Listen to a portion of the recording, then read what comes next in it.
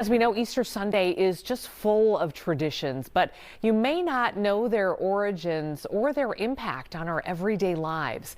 Fox 9's Leah Bino dives into the history of the holiday.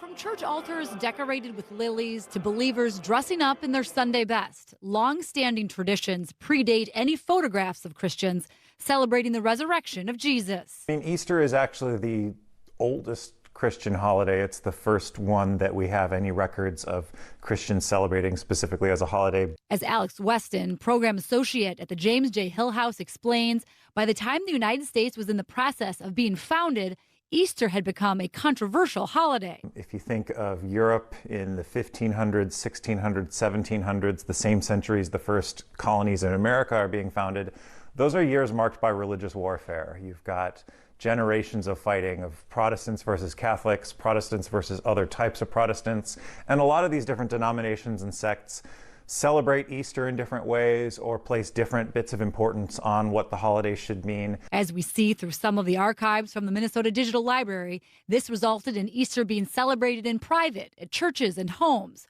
hardly in public. I love his outfit. Again, kind of showing the time period.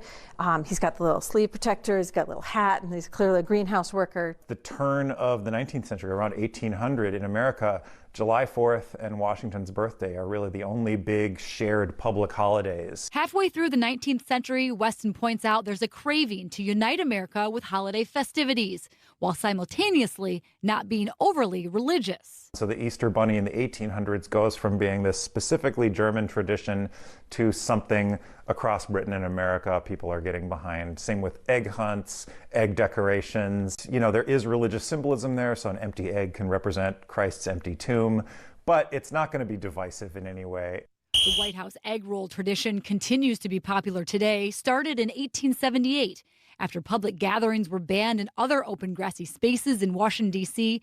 due to protests following the Civil War.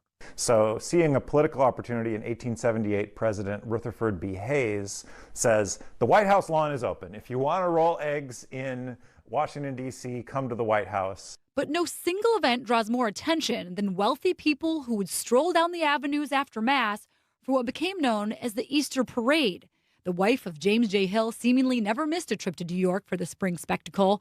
She was among the dressmakers, taking paper and mental notes on the newest fashion trends. Basically, the birth of fast fashion and clothing consumerism. And a lot of these women, they're being paid by department stores. They're being paid by elite dressmakers. They're the original influencers. They're being paid because they know that, you know, if Mrs. Astor is going to be seen in a new style of hat, everyone's going to want that hat. It's the ultimate runway of that time. It's the ultimate runway. On the avenue. The tradition died down with the Depression, and by the 1940s, Minnesota's own Judy Garland starred alongside Fred Astaire in the movie Easter Parade. Things like Spring Fashion Week in New York and elaborate window displays for stores like Dayton's quickly followed.